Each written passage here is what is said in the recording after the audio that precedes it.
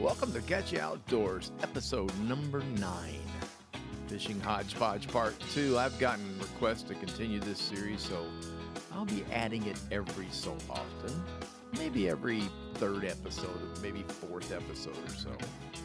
I'm your host, Captain Rob Modes. Before we jump into today's episode, I want to let you know that you can contact me via email, catchyoutdoors@gmail.com. Our website's catchyoutdoors.com. There you'll find the list of episodes, both past and future. And yes, there's a Facebook page, Catch You Outdoors. My second book has been released, Bridge to Paradise, book of short stories about fishing, travel, and life. Thank you, Middle River Press, my publisher. You can purchase it on my website, catchyoutdoors.com. It's also now available on Amazon in both book and Kindle versions. Fishing Hodgepodge, Part 2. Well, fall's upon us. Now here in Florida, fall is still, honestly, on this coast lately, it still feels like late summer. We've had a ton of rain. We've had temperatures close to 80 degrees, although the nighttime temperatures are certainly lower. They're not 80 like they are in the summer. They're down in the low 70s, but it's kind of hanging in there. So water temperatures on this coast, on the east coast of Florida, are still maintaining. But as I speak, there is a cold front on the way, a pretty major cold front, something that's supposed to sweep all the way through Florida, and that's really going to change things up. So what I want to talk about, start off on the Hodgepodge, is cold fronts. And because they are starting to move in, especially upper west coast, so as you start to go up to above Tampa, Cedar Key, and then south all the way down to Naples, you're going to really feel it. On the east coast, we feel it up in the Jupiter area, the middle of the state, but then it really wanes as it gets further south. So while we rejoice in cooler weather, we certainly don't get what the West Coast gets. So I'm going to start with the West Coast changes. First of all, when a cold front comes through and sweeps through, what usually happens is the wind blows. So in other words, you'll get a front. There'll be some moisture on the front, usually rain. But it passes fairly quickly. Sometimes not, but most of the time. Then the wind shifts, and the wind shift is the big deal. It starts to come pretty much out of north. If it's not north, it's going to be one of the norths, northeast, northwest, and it's going to blow pretty good. And that is what affects the Gulf fishing more than anything else, Gulf Coast fishing more than anything else.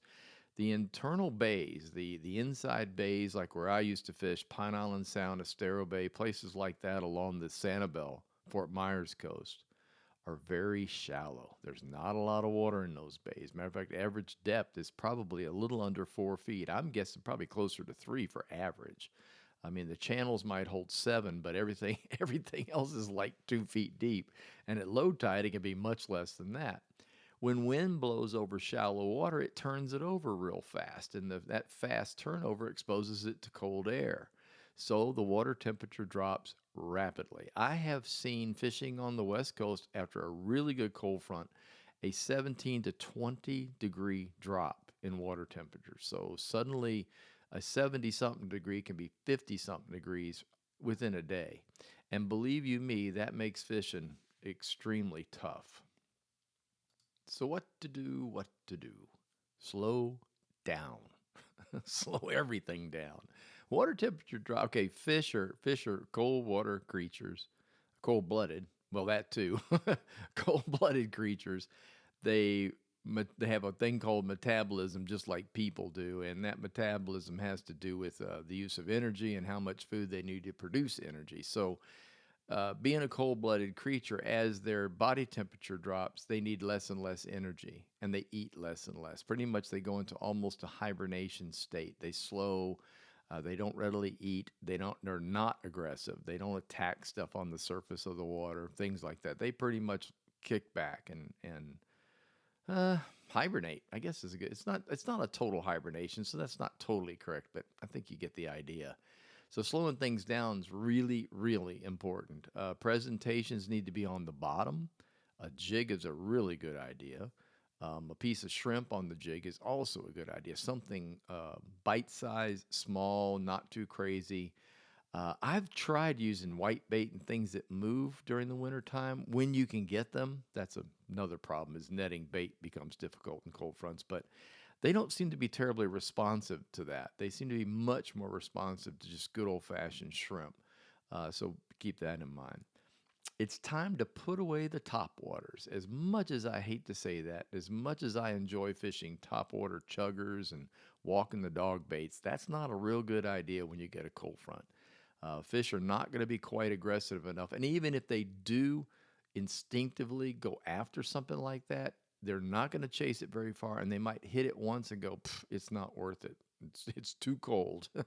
So slow, low, and fresh bait. That's my highest recommendation. Get down on the bottom, work a jig with a bait on it, and work it slowly. If you're going to use an artificial, nothing wrong with that. I would get something that smells. Gulp shrimp, gulp curly tails, gulp anything that's got like a stink to it. And do the same thing though. Slow it way down, get it near the bottom, and don't go real rapidly fast. Something that I've successfully used in cold water is DOA shrimp um, under a cork. This is on the Gulf Coast. I'll throw in the bays. I'll throw it, let the shrimp go down all the way. And you want to make sure your leader that's attached to the shrimp gets all the way to the bottom. Tap it a couple times and then let it rest. And a lot of times they'll pick it up just out of instinct, and you'll see the cork start to gently move. It won't go crashing underwater like you see in the summer, but it'll kind of crawl and set the hook. You've probably got one on, usually a sea trout, something like that will pick it up. So that's another trick you can use when it gets cold on the west side. You can grab cut bait. I don't I don't do it as often as I fish it in the summertime, fall and spring, but when you start to get these winter cold fronts rolling in, ladyfish is probably the one I'd recommend the most. Ladyfish will eat most any time. Ladyfish will eat in even the coldest water. They really will. They're pretty aggressive. So if you get a ladyfish or two, you can use those as cut bait. Stake them, but make the cuts a lot smaller than you'd use in the summertime. Try to get the size down a little bit. Hook them up on a 2-aught circle hook would be fine, and just the meat only. Don't weight it. Don't put anything with it. Let it get itself to the bottom. Let the weight of the bait take it down. And then once it's down there, don't move it a whole lot. Let the stink do the work for you. Ladyfish is highly potent. It's oily. It emits a pretty strong odor, and the fish will attract to it. So, take your time with it and let it rest. Don't move it around a lot. You want to also work certain areas when it's cold. West Coast fishing would require you to work in ditches. So, in other words, swales that happen at low tide. When you have a bay, for example, an open bay on the West Coast, it's going to be pretty true across the whole thing, but you're going to have these little swales. And so the water in those on a regular tide might be 3 feet, where the rest of the bay itself is maybe 2.5 or so. So when the water starts to go out, the fish gravitate toward those. So look for low spots.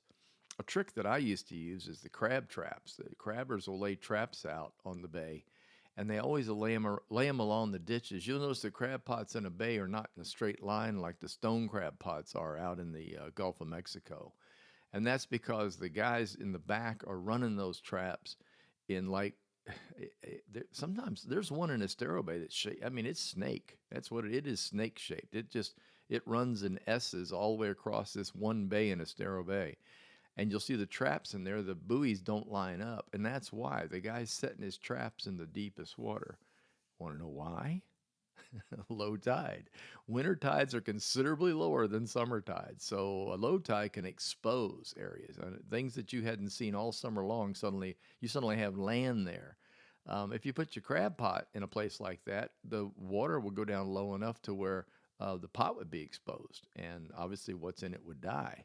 So they're very careful about making sure they put the pots in a place where they will continue to be covered by water during those low tides. So look for those crab pots in the winter. They're probably already sitting in the ditch that you're hunting for. The wind of winter, or the wind of fall, you're going to get it here anyway because the cold fronts are coming through in November. We don't celebrate winter until officially December 21st.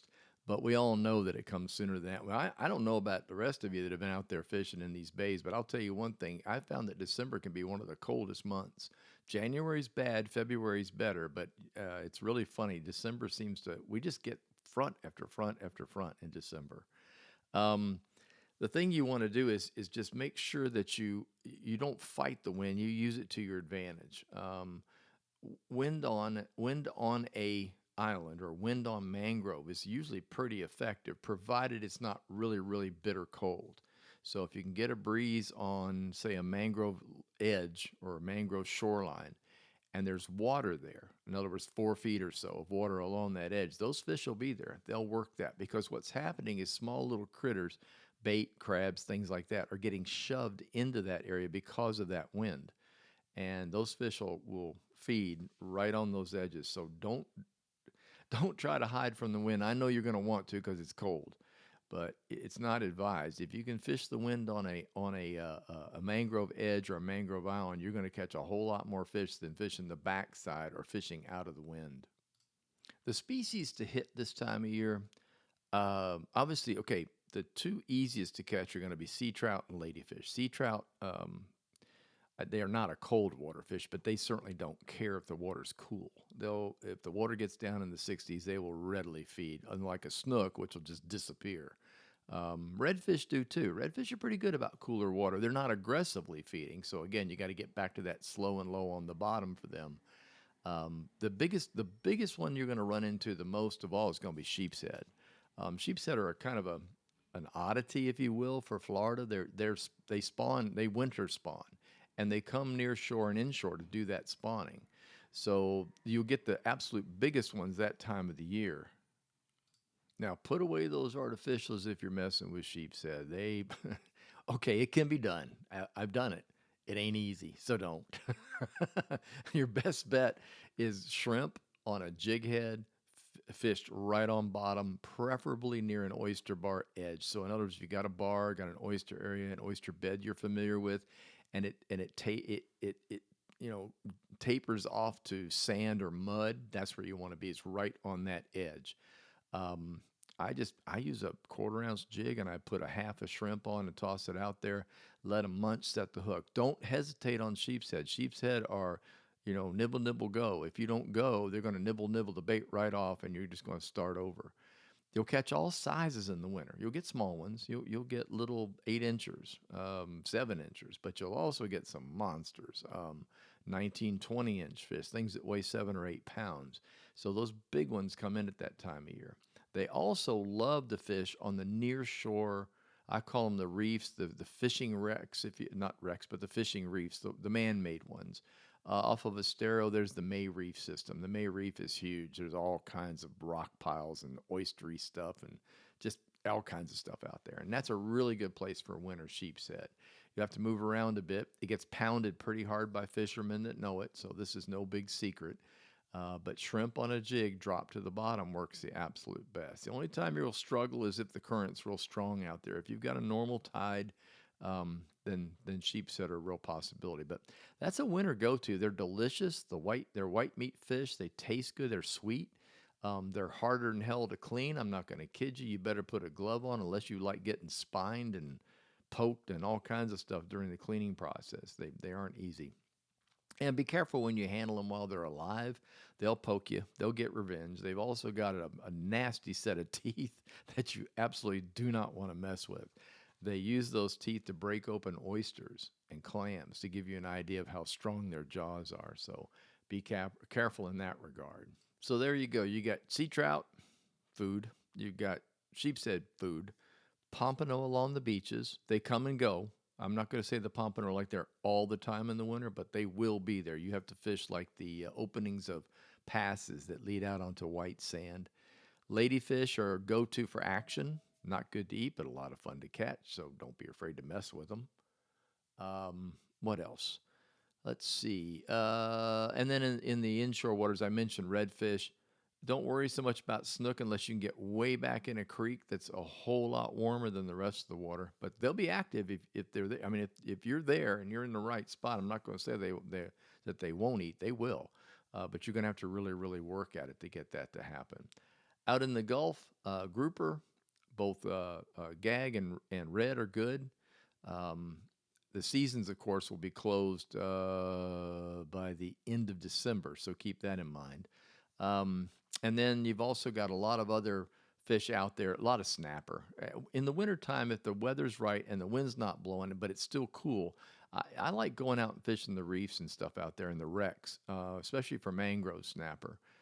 So keep that in mind. That's another winter go-to that'll kind of save the day for you.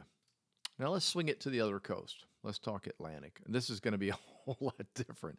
It's taken me 2 years to get used to this. Let me tell you what, because like right now, tarpon are beginning to show up in Biscayne Bay. So people on the other coast, on the west coast, are going, tarpon? Seriously? Yeah, well, yeah, you can get inshore tarpon. You can get the resident little guys down in the 10,000 islands, but I'm talking tarpon, tarpon. They start to swing in there. The water temps will stay in the 70s on this coast.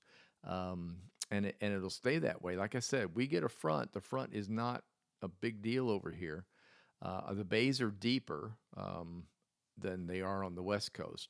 And of course, you've got the Atlantic Ocean, in which the temperature is fairly consistent, and you have the Gulf Stream, which keeps water temperatures fairly consistent. So 70s hang in there all winter long for us over here. It's a really good time for a couple of species besides tarpon, and that's wahoo, trolling for wahoo, which happens to be my favorite fighting fish and my favorite eating fish. I don't think there's anything finer than wahoo for dinner. And then there's sailfish, and sailfish season really picks up over here in the winter because I know those of you with a weak stomach while on water are not going to like this, but sailfish bite best when it's rough. When you got a rolling sea out there, minimum 4 to 5 with busting up to sevens, that's what the sailfish like. And they come in big time when it starts to get that way. The weather's nasty, it's blowing, the water's rolling, the boat's rolling, you have to brace yourself. You come home with bruises. But on a good day, 6, 7 hookups on sailfish, sometimes more. I talked to one guy last year. They did 13 of them in one morning out here off of the Miami coast. So it's a good time if sailfish is on your bucket list and you haven't done a sailfish, winter's a good time to go after them.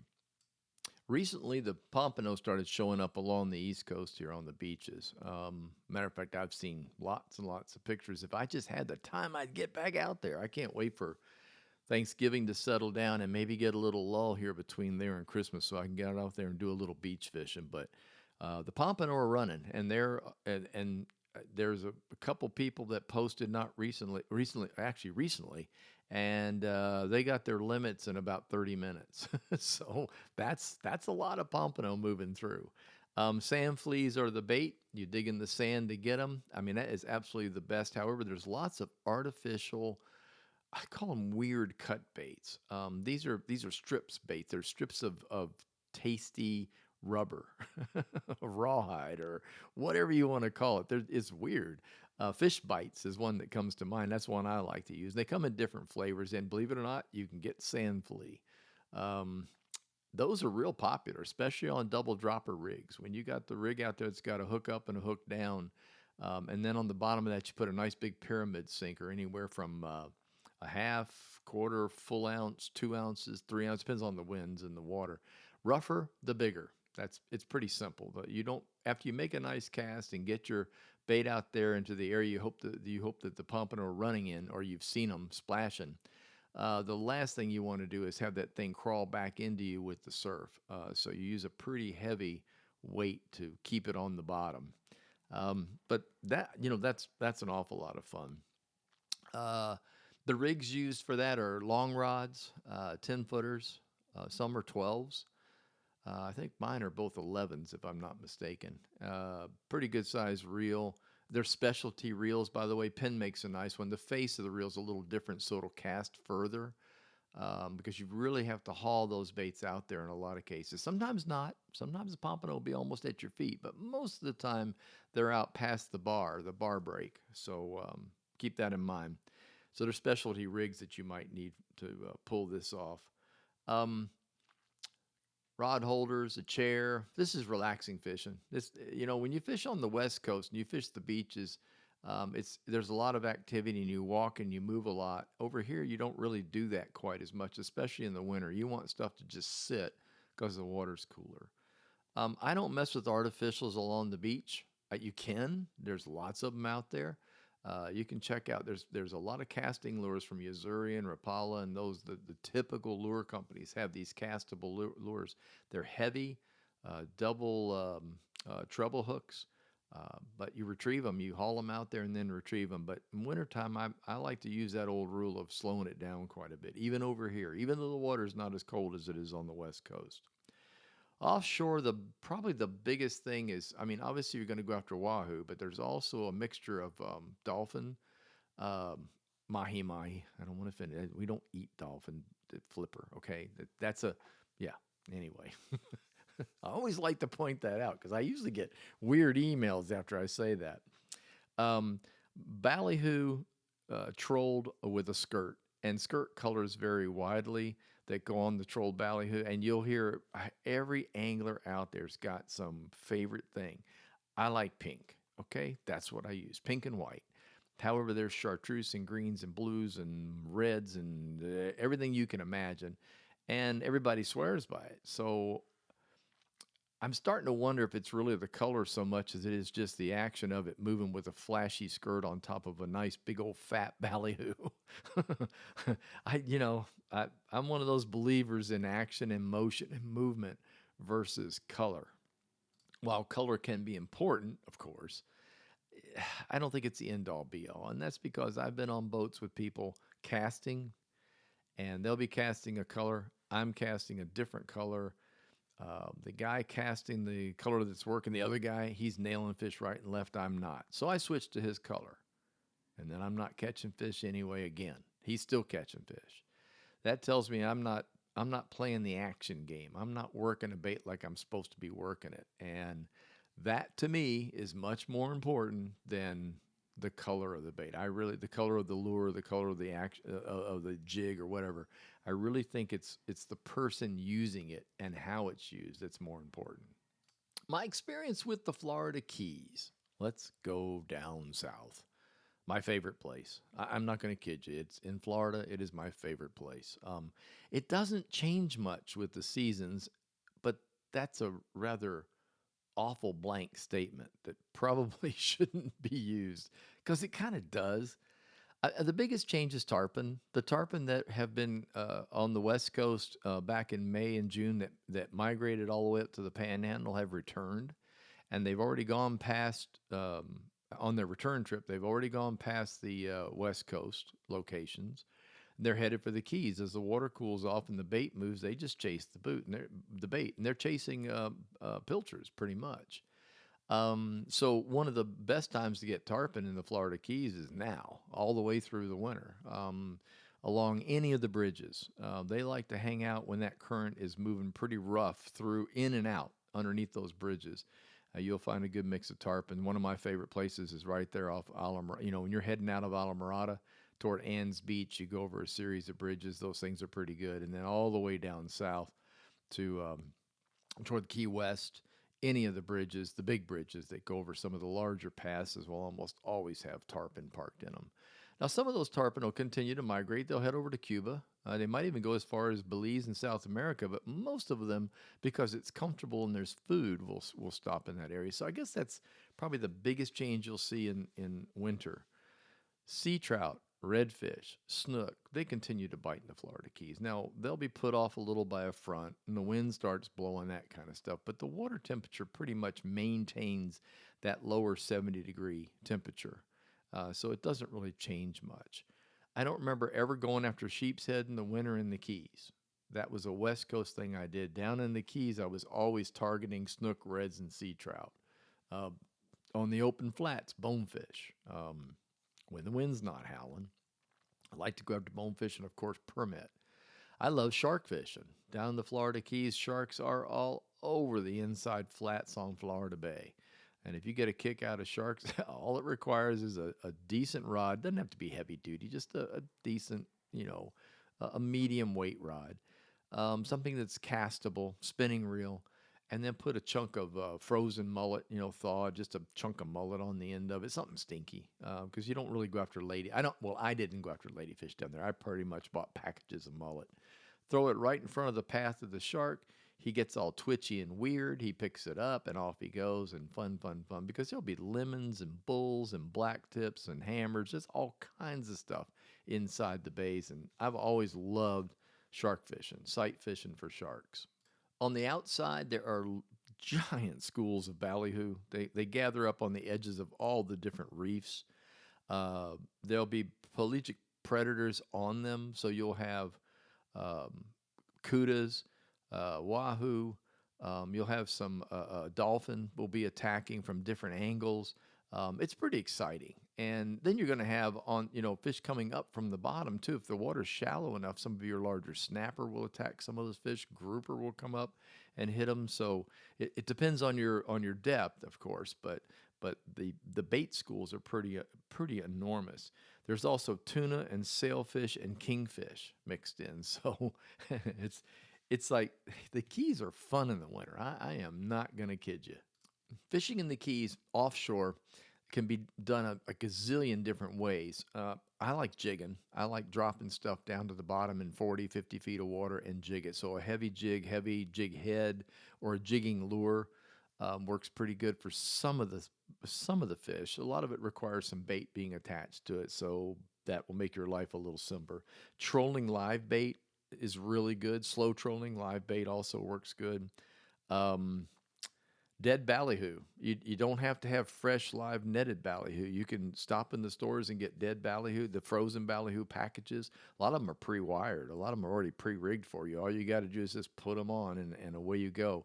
Slow troll those, or troll them along weed lines out in the Atlantic, off of the Florida Keys. If you find a good weed line, man, work it. Don't avoid a weed line. You'll almost always find something decent in those locations. In some areas, you'll see fairly large schools of pilchards, whitebait, as we call them, minnows, shiners, whatever your name is, greenies, whatever your name is for them. You throw a net on those things, and they become those are a true filet mignon out there on the reefs off of the Florida Keys. I used to love getting my hands on those things. Sometimes the Spanish sardines would come in. You get, ooh, man, those fish love Spanish sardines. That's a softer, a little harder to use bait, but it really, really works on the offshore reefs. And again, all the species are there. What I'm trying to point out is the Florida Keys are just radically different in the winter. Well, no, it's radically the same. That's really what it is. It stays very much the same. It's just more comfortable. You go out there in shirt sleeves, and you're not going to sweat to death. There's the chances of rain are way down. The occasional front comes through. That's about it. The occasional cold front comes through. And while I'm thinking about that, one of the neat things about the Keys is where they are. Now, the Florida Keys are the tail end of Florida, but most folks don't, unless you get a map out and look at it. The Keys run east-southwest. So, in other words, gently southwest. They do not run south toward Cuba. All right, so it's a curved line of islands that run off the tip of Florida. Because of that, they're a great wind block from whichever way the wind is coming. So keep that in mind. If you go down there and there's a wind blowing out of the south-southeast, and it's just knocking you around, or even out of the east, and you just can't seem to get out in the Atlantic, and it's just rolling you around, you can go inside, provided your boat's not a great big Viking. But typically you can run inside and fish the inside bays that are protected by that.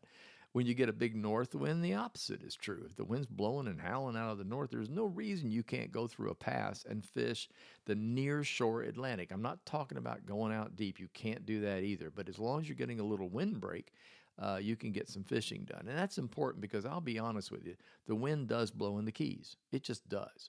Winter, summer, spring, fall, it doesn't matter. There's always a breeze going on. It's rarely ever just dead calm.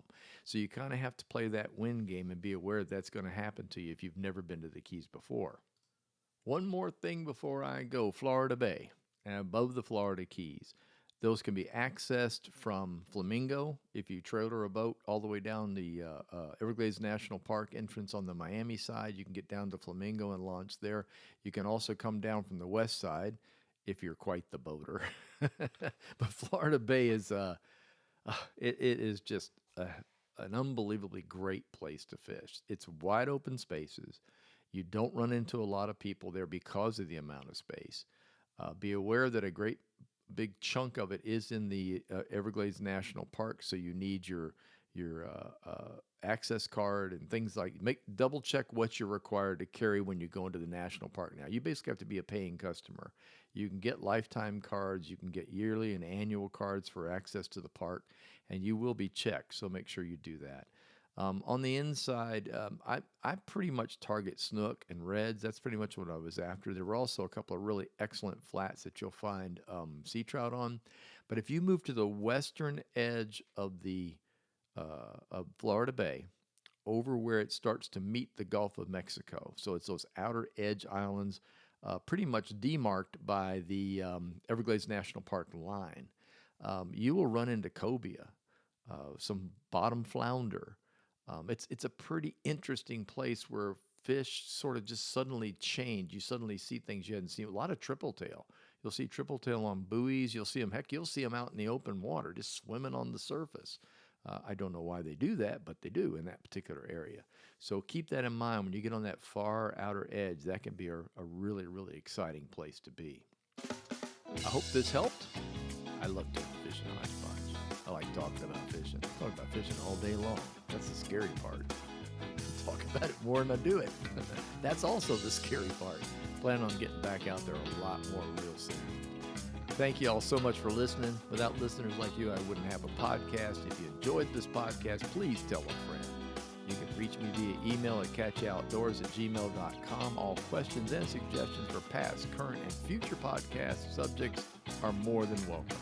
Catch You Outdoors is hosted by Anchor and available via Spotify. Our Facebook page is Catch You Outdoors. Our website's catchyoutdoors.com.